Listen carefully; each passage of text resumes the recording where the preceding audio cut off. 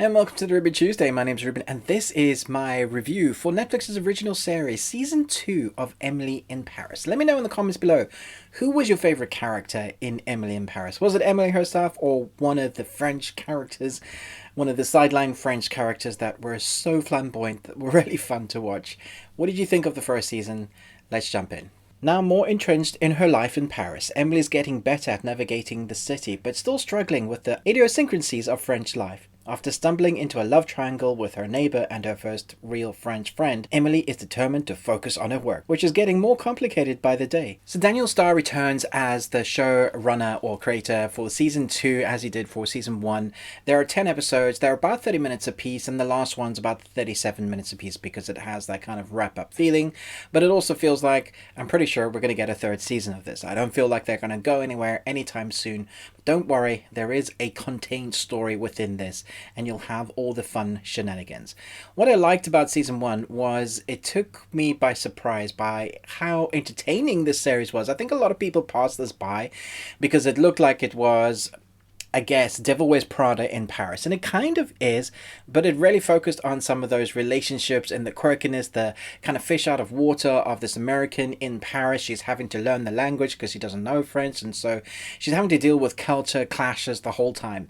And then she meets people that she kind of falls for but doesn't want to because she's only staying in Paris for a year, and that's where we pick up with. And if you think it's going to get less messy, you'll be crazy. This show leans into its messy relationships. It's love triangles up the wazoo, not with the main characters, but with those side characters. Sylvie's having an interesting time in this series as well. I have to say that I think not that Emily, the actress, isn't fantastic in the role that she's given, but I do feel like the standouts in this show are the sideline protagonists, like Mindy, who is the show's heart, I feel, in this series. In this series, we get her singing a lot, pretty much a single number of singing throughout the series in each episode, and you'll see why. I won't spoil that for you, but she's a big part of the series, especially as she's the roommate. Gabriel is a big part of the series, him and his restaurant, and that he's like on and off again relationship with Emily, and obviously his ex. That is all again topsy-turvy. What I liked about this series is it's kept its flamboyancy, but it's also kind of lent into the quirkiness, the funniness. It's comedic in nature because of the situations that Emily finds herself in. So she keeps messing with things that she learns one thing and then makes 100 other mistakes that follows that, and as a viewer that is quite entertaining. It's definitely a series that is, I guess most people won't experience this lifestyle. It's taking that 1% rich people that live in Paris that wear these type of clothes that cost a lot of money. Even her roommate is kind of out of touch really because she comes from like one of the wealthiest family in the world, and now she's pretending that she's poor. Well, she doesn't want daddy's money. She's trying to make it on herself, but the clothes she wears are really expensive. I guess it helps having a roommate that deals with like fashion all the time. And so it can feel like it's a bit out of touch, but when you're watching this, it's so exuberant and so out there that is kind of how it sets itself up.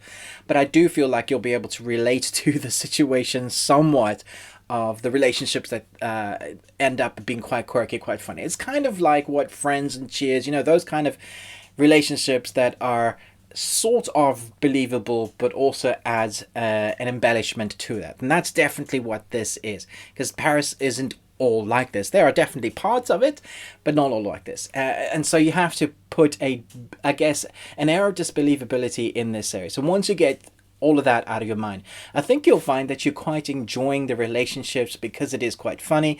At times it is quite heartfelt. The comedic moments are there.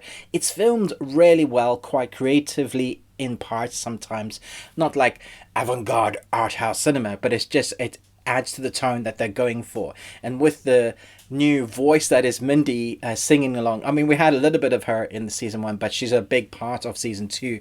I think that really helps to kind of drive the tone that they're going for. It's fun, it's light, even though it's basically who's going to be going out with who, and I have my outfits and it's all about me sort of relationship. But it ends up being quite heartfelt. It ends up being quite relatable in parts. And this is a dude in his 40s watching a series about a woman from America that is in advertising and in the fashion industry. So if I can find stuff to relate to or enjoy in this series, and enjoy the relationships and the quirkiness and the weird comedy that goes in there, I think its core demographic will love it. So yeah, I think if you're forced to watch this with your partners and your partners are somewhat into fashion, I don't mind fashion actually, and I think there's a generalization of dudes. Well, in my mind, correct me if I'm wrong, that dudes don't really get along with fashion or enjoy watching stuff about fashion. I did, but don't get me wrong, it's not about fashion. There is that element to it, and there's also like the advertising bits to it, but like the office politics. But really, the core driving mechanic of this season, particularly, is the relationships and what they get up into. That I do like the side protagonists much more, and I think it's a really easy bingeable watch, especially at the 30-minute mark. Very fun, very creative. I'd love to hear your thoughts of what you thought about the first season. Are you excited about the second? When you've seen the second season, who stands out to you as the better character apart from Emily? I really like the new British dude. I think he brings an air of his character is sort of. I don't buy into the romanticism of the fact that Paris is all this like place where people go to fall in love. He is like gore, not quite gold blammy, but he is a proper British bloke, or he puts it on at least. I do have to say, it does seem like every single person in this series is like really good looking and as fit as you can be. Like, oh, god, they're fit. Uh, which I would like to see some normal looking people, some average looking people like me. I might be able to relate a little bit more if that was the case.